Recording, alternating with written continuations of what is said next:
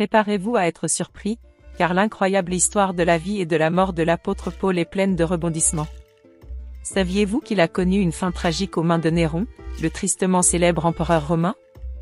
Mais comment cela s'est-il passé exactement? Restez à l'écoute, car les détails de sa mort sont aussi puissants que sa vie. Qu'est-ce qui pousse un homme à tout abandonner, son statut, son confort, voire sa liberté, au nom d'un message? L'incroyable parcours de l'apôtre Paul est l'une des histoires les plus inspirantes de l'histoire. Autrefois persécuteur acharné des chrétiens, il est devenu l'un des plus grands défenseurs de l'Évangile, propageant le message de Jésus-Christ dans tout l'Empire romain. Mais comment son incroyable voyage s'est-il terminé? Et comment l'un des empereurs les plus tristement célèbres de l'histoire, Néron, a-t-il joué un rôle dans sa mort? Dans cette vidéo, nous allons plonger dans la vie incroyable de l'apôtre Paul, de sa conversion dramatique à son travail missionnaire infatigable, finalement, à son martyre aux mains de Néron. Vous serez étonné de voir comment les écrits de Paul ont transformé l'Église primitive et comment son héritage continue d'inspirer des millions de chrétiens aujourd'hui. Mais il y a plus que l'histoire dans cette histoire. La foi, le courage et le sacrifice de Paul sont autant de leçons pour nous aujourd'hui. Que vous soyez confrontés à vos propres luttes, en quête d'inspiration ou d'une compréhension plus profonde de la foi chrétienne, ce voyage à travers la vie de Paul va vous émouvoir. Avant de plonger dans cette histoire puissante, assurez-vous d'appuyer sur le bouton « J'aime », de vous abonner et d'activer les notifications afin de ne jamais manquer un téléchargement. N'hésitez pas non plus à laisser un commentaire ci-dessous pour nous faire part de vos réflexions. Que vous a appris la vie de Paul? Et n'oubliez pas de partager cette vidéo avec vos amis et votre famille pour aider à diffuser le message et à développer cette communauté. Commençons. Paul, connu à l'origine sous le nom de Saul, est né à Tars, une grande ville d'Asie mineure, l'actuelle Turquie. Tars n'était pas n'importe quelle ville, c'était un centre d'apprentissage et de culture, mêlant la philosophie grecque à la tradition juive. Le parcours de Saul est incroyablement diversifié.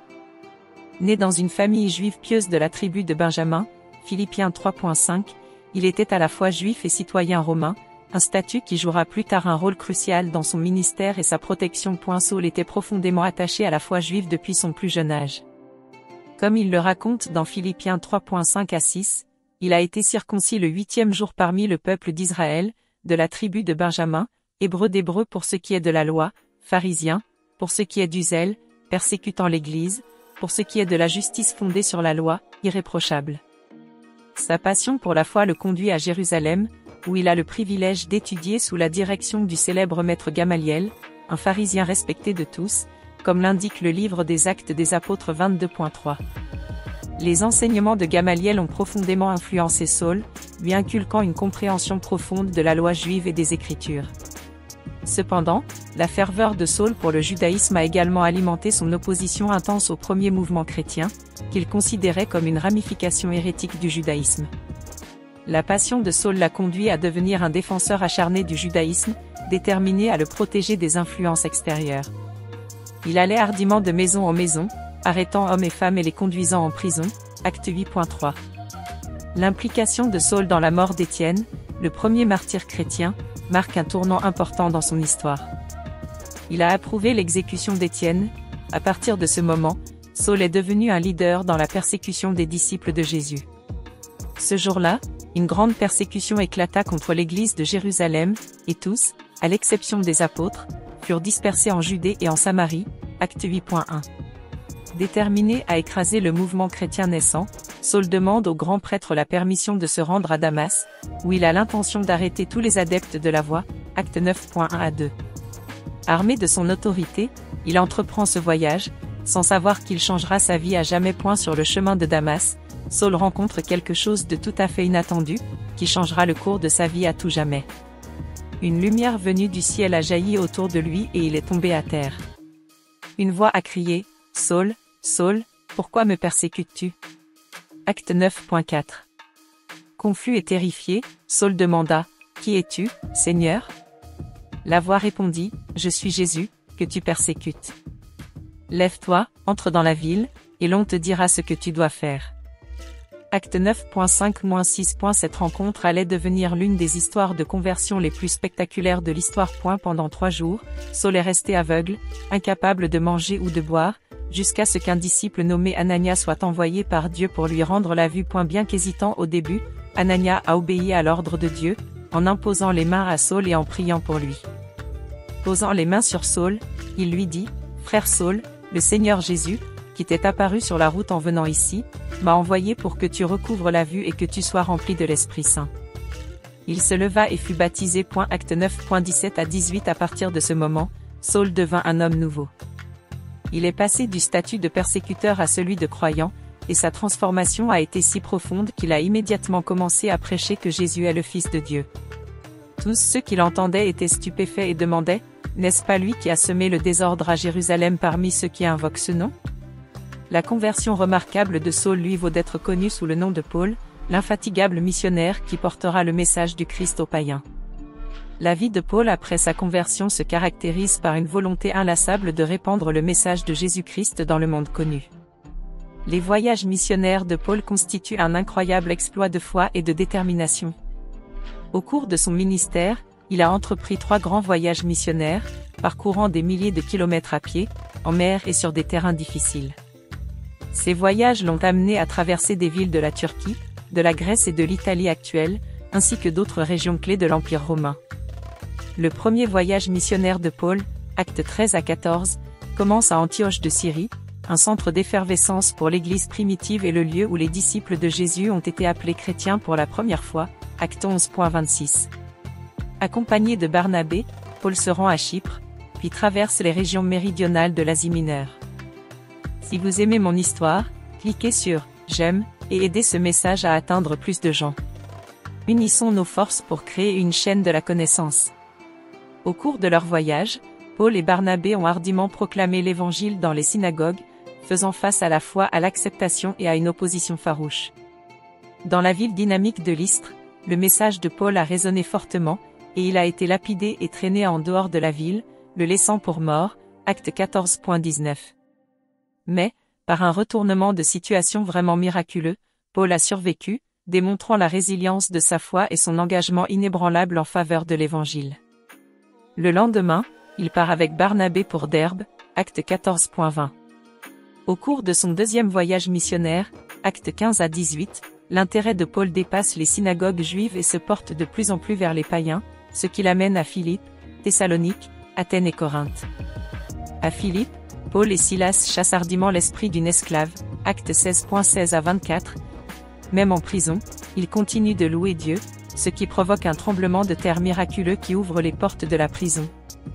La persévérance de Paul face aux épreuves a conduit à la conversion du geôlier de Philippe et de toute sa famille, acte 16.34, ce qui est toujours un grand résultat. La propagation de l'Évangile ne s'est jamais démentie, malgré les nombreux obstacles auxquels Paul a dû faire face. L'un des moments les plus passionnants du deuxième voyage de Paul s'est produit à Athènes, le cœur intellectuel du monde antique. Debout dans l'Aréopage, entouré de philosophes, Paul a proclamé avec audace que le Dieu inconnu qu'ils adoraient était le créateur de toutes choses, acte 17.22 à 31. Son message était clair, le Dieu de l'univers n'était plus loin, mais s'était révélé en Jésus-Christ, acte 17.24 à 28. Le troisième voyage missionnaire de Paul, acte 18 à 21, l'a vu renforcer les églises qu'il avait déjà implantées et étendre l'évangile encore plus loin.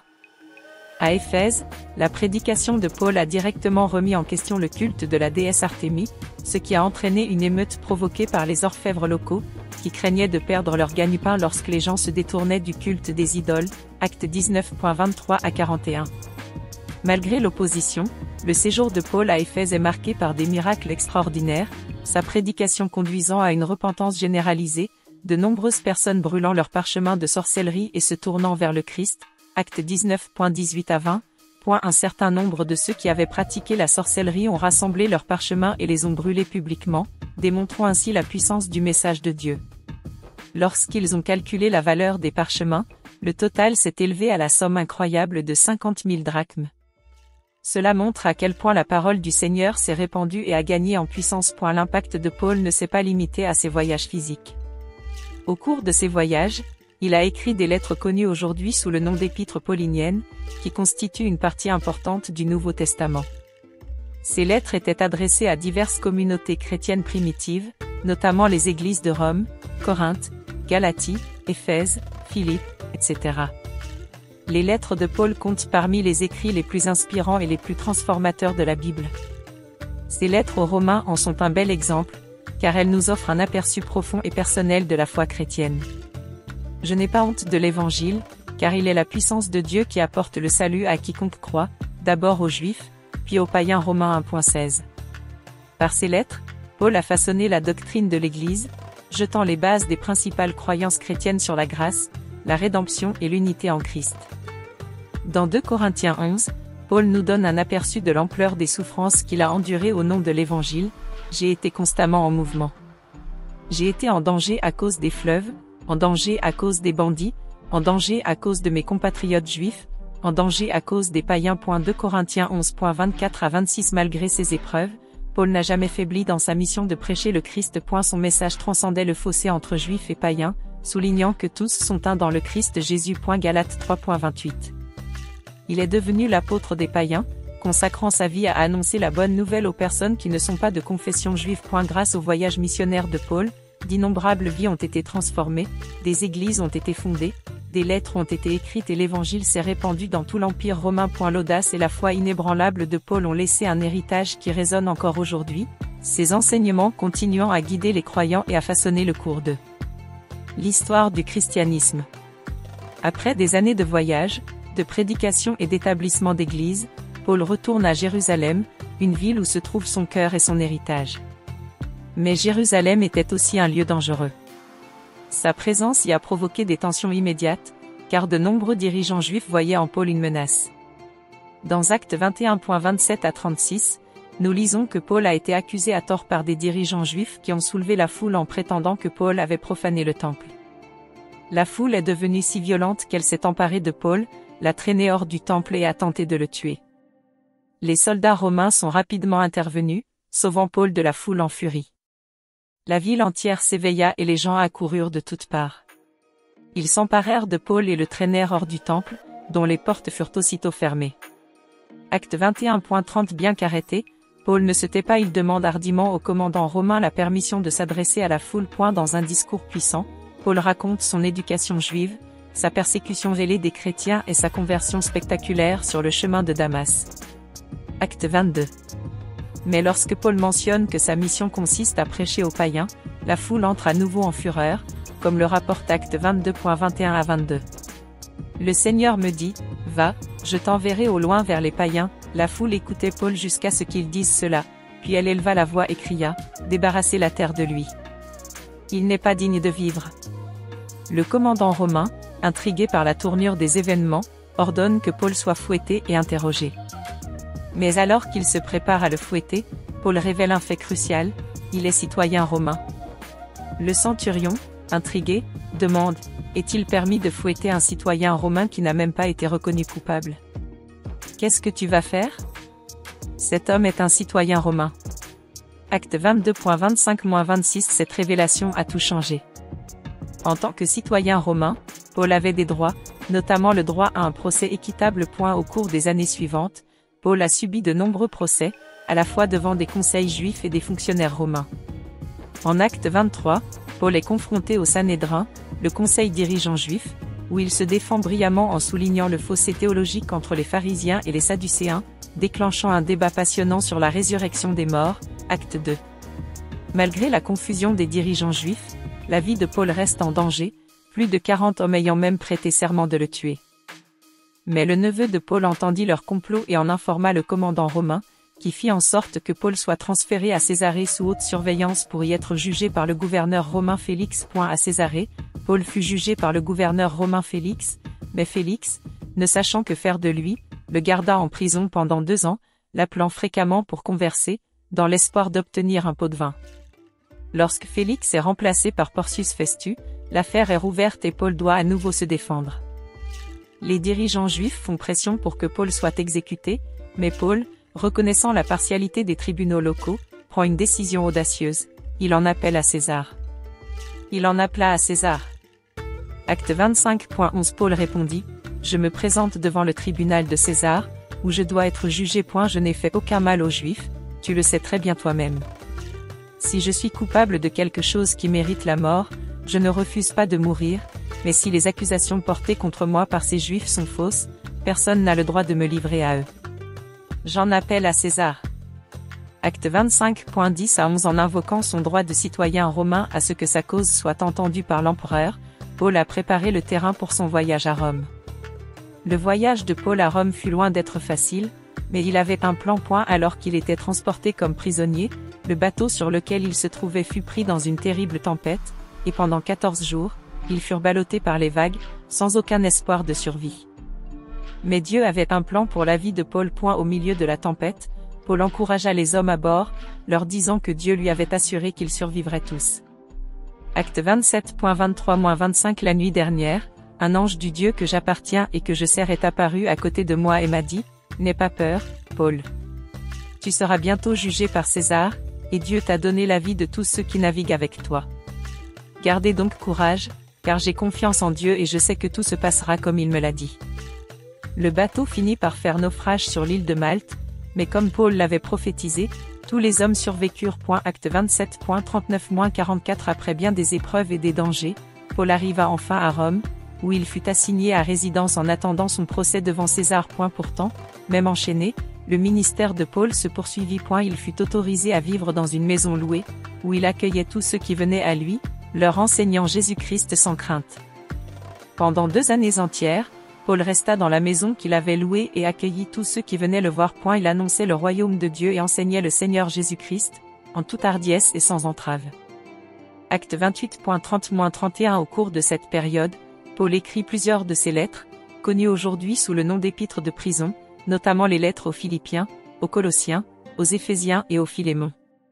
Ces lettres témoignent de sa foi inébranlable et de sa joie, même en cas d'emprisonnement. Maintenant, je veux que vous sachiez, frères et sœurs, que ce qui m'est arrivé a en fait servi à faire avancer l'Évangile. En conséquence, il est devenu clair pour toute la garde du palais et pour tout le monde que je suis enchaîné pour le Christ. Philippiens 1.12-13, le témoignage de Paul touchait non seulement les visiteurs, mais aussi les soldats qui le gardaient, ainsi que de nombreuses autres personnes à Rome, propageant ainsi l'Évangile encore plus loin. Cependant, le ministère de Paul à Rome était sur le point de faire face à un terrible défi. Une tempête politique montante se préparait, avec Néron, l'empereur romain, qui commençait à tourner sa colère contre les chrétiens. C'est dans cette atmosphère de persécution croissante que Paul allait vivre ses derniers jours. En 54 AP Jésus-Christ, Néron devient empereur de Rome. Son règne commença de manière si optimiste. Le jeune empereur, sous la tutelle du philosophe Sénèque, s'est montré très prometteur en apportant la paix et la prospérité à l'Empire. Au début, Néron est perçu comme un souverain relativement bienveillant, qui se concentre sur la diplomatie et les activités culturelles, ce qui est très bien. Mais au fil du temps, la vraie nature de Néron a commencé à émerger, caractérisée par la cruauté, la débauche et l'égoïsme. Sa passion pour le pouvoir, combinée à son style de vie fastueux et à son comportement erratique, a conduit à des événements passionnants pour Rome et son peuple. L'un des événements les plus passionnants du règne de Néron a été le grand incendie de Rome en 64 après Jésus-Christ, qui a fait rage pendant 6 jours et 7 nuits, détruisant de vastes parties de la ville. Des historiens comme Tacite et Suétone ont plus tard écrit sur l'incendie, et beaucoup pensent que Néron lui-même l'a peut-être déclenché pour faire place à ses grandes ambitions architecturales. Alors que les rumeurs se répandent sur la responsabilité de Néron dans l'incendie, l'empereur doit faire face à la colère croissante de la population. Pour tenter de détourner l'attention, Néron cherche un bouc émissaire. Il le trouva dans la petite mais croissante communauté des chrétiens, un groupe déjà considéré avec suspicion par de nombreux Romains en raison de leur refus d'adorer les dieux romains ou de participer au culte impérial. Les chrétiens, souvent incompris et marginalisés, étaient une cible facile pour la colère de Néron. Leur croyance était considérée comme une menace pour le mode de vie romain, et des rumeurs circulaient selon lesquelles ils étaient coupables de haine contre l'humanité et même responsables d'avoir allumé l'incendie eux-mêmes. Néron n'a pas tardé à tirer parti de ces soupçons, ce qui a donné lieu à l'une des premières persécutions officielles des chrétiens dans l'histoire romaine. Certains étaient cousus dans des peaux d'animaux sauvages, puis jetés aux bêtes sauvages du Colisée pour un spectacle public palpitant. D'autres étaient recouverts de goudron et brûlés, utilisés comme torchées humaines pour éclairer les jardins de Néron la nuit, ce qui devait faire plaisir à voir. Cette persécution brutale est documentée à la fois par les historiens romains et par les premiers écrivains chrétiens. C'est au cours de cette vague de terreur que l'apôtre Paul, l'un des principaux dirigeants du mouvement chrétien, a été arrêté une nouvelle fois. Après avoir été assigné à résidence à Rome pendant 2 ans, où il partageait avec enthousiasme l'évangile avec tous ceux qui lui rendaient visite, Actes 28, 30 à 31, le statut de citoyen romain de Paul n'était plus un bouclier contre les nouvelles vagues de persécution. Paul s'attendait depuis longtemps à souffrir pour l'amour du Christ et ses lettres évoquent souvent les épreuves et la persécution comme faisant partie de sa vocation. En fait, quiconque veut mener une vie pieuse dans le Christ Jésus sera persécuté. 2 Timothée 3.12. Paul savait que suivre le Christ était très coûteux sur le plan personnel. Selon la tradition, Paul a passé ses derniers jours dans la prison de Mamatine, un petit donjon sombre situé près du Forum romain. Les conditions étaient difficiles, avec peu de lumière et d'aération, mais Paul ne s'est pas laissé abattre. La prison du Mamertin était un lieu où seuls les ennemis les plus dangereux de Rome étaient enfermés avant d'être exécutés.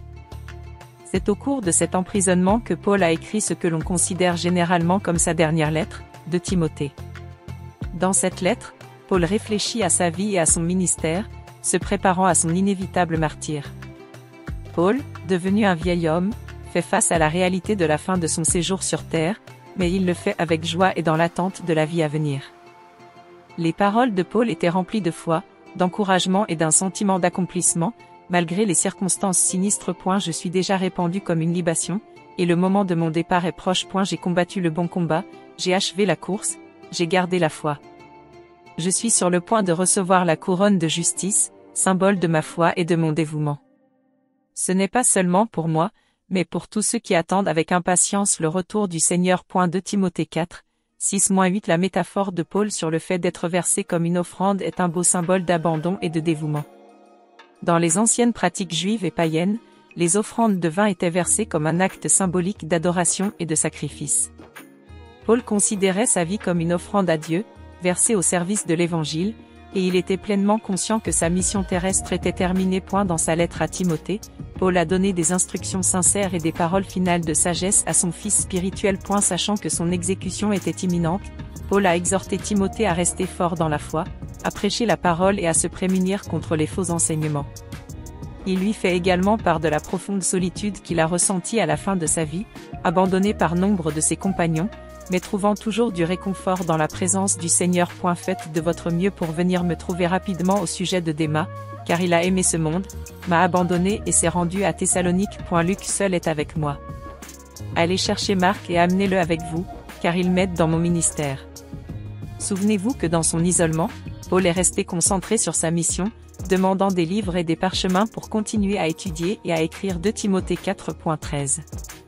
Il ne s'est pas attardé sur sa mort imminente, mais a attendu avec impatience sa récompense éternelle. Chapitre 2 Timothée, chapitre 4, versets 9 à 11. L'incroyable résistance de Paul face à la mort est un exemple éclatant de sa confiance inébranlable dans les promesses du Christ. Dans un dernier testament sincère de sa foi, il écrit à Timothée, « Le Seigneur me délivrera de toute mauvaise attaque et me conduira sain et sauf dans son royaume céleste. À lui la gloire pour les siècles des siècles. Amen. 2 Timothée, chapitre 4, verset 18. Le dernier acte de foi de Paul a eu lieu lorsqu'il a été conduit à son exécution, un moment qui en dit long sur sa dévotion inébranlable. Paul était citoyen romain et n'a donc pas eu à subir la mort brutale et torturante par crucifixion qui était généralement infligée aux chrétiens non romains, y compris Pierre, qui a été crucifié à peu près à la même époque. Au lieu de cela, Paul a été condamné à être décapité par l'épée, une mort relativement rapide et moins douloureuse, mais dont l'impact sur l'Église chrétienne primitive n'est pas moins important. La tradition veut que l'exécution de Paul ait eu lieu à l'extérieur des murs de Rome, probablement près de la voie Ostienne, une route importante menant à la sortie de la ville. On pense que cela s'est produit pendant la persécution des chrétiens par Néron, quelque part entre J64 et J67. Bien que le lieu exact de la décapitation de Paul soit incertain, la tradition chrétienne ancienne veut qu'il ait été martyrisé pour sa foi inébranlable et son refus de renoncer au Christ. Son héritage perdurera pendant des générations, même si son exécution a été rapide. Qui peut nous séparer de l'amour du Christ? Les difficultés, les épreuves, les persécutions, la famine, la nudité, le danger ou l'épée ne le peuvent pas. Dans toutes ces choses, nous sommes plus que vainqueurs par celui qui nous a aimés. Romains 8, 35 à 37. L'épée qui a mis fin à la vie de Paul n'a pas pu le couper de l'amour de Dieu ni de la gloire éternelle promise à ceux qui restent fidèles. Sa mort a marqué l'achèvement d'une vie vécue pour le Christ, et bien que Néron ait cherché à le réduire au silence, la voix de Paul a continué à résonner à travers les âges dans ses écrits et par l'impact de son travail missionnaire. Le dévouement désintéressé de Paul pour sa foi est devenu une force unificatrice pour l'Église naissante, inspirant d'innombrables croyants à suivre ses traces. Ses lettres, rédigées dans l'adversité et au cours de ses expéditions missionnaires, ont trouvé un écho dans le vaste empire romain, encourageant et enseignant ses coreligionnaires à distance. Ces lettres, qui font désormais partie intégrante du Nouveau Testament, ont jeté les bases de la théologie chrétienne et continuent d'être une source de force et d'inspiration pour des millions de chrétiens dans le monde entier. Les derniers jours de Paul sont un rappel poignant de l'immense prix à payer pour suivre les enseignements du Christ, comme il l'avait magnifiquement exprimé dans sa lettre aux Philippiens. Pour moi, vivre, c'est le Christ, et mourir, c'est un gain. Philippiens 1h21. Paul a compris que la mort n'était pas la fin, mais le début de la vie éternelle avec le Christ, et sa volonté de donner sa vie au service de l'Évangile reflète la profondeur de sa foi et sa certitude dans les promesses de Dieu. Bien que l'apôtre Paul ait été martyrisé, son influence perdure, ses écrits continuent de guider, d'interpeller et d'encourager les chrétiens jusqu'à aujourd'hui. La vie de Paul est un exemple éclatant de la grâce de Dieu, qui l'a transformé d'un persécuteur de l'Église en l'un de ses plus grands défenseurs. Ces derniers mots résonnent encore: « J'ai combattu le bon combat, j'ai achevé la course, j'ai gardé la foi. » 2 Timothée 4.7. La mort de Paul a marqué la fin de son voyage terrestre, mais le début de sa récompense éternelle. Sa vie est un exemple éclatant de la façon dont rien ne peut s'interposer entre nous et l'amour du Christ, même face à la persécution. Bien que la vie de l'apôtre Paul ait été interrompue par la cruauté de Néron, son message est toujours vivant. Aujourd'hui, des millions de chrétiens puisent force et sagesse dans les paroles de Paul, dont l'histoire nous rappelle que l'évangile de Jésus-Christ vaut la peine de vivre et de mourir pour lui. Si vous souhaitez recevoir d'autres vidéos comme celle-ci, ainsi que des mises à jour sur les révélations les plus incroyables concernant les histoires de la Bible, n'oubliez pas de cliquer sur le bouton d'abonnement ci-dessous.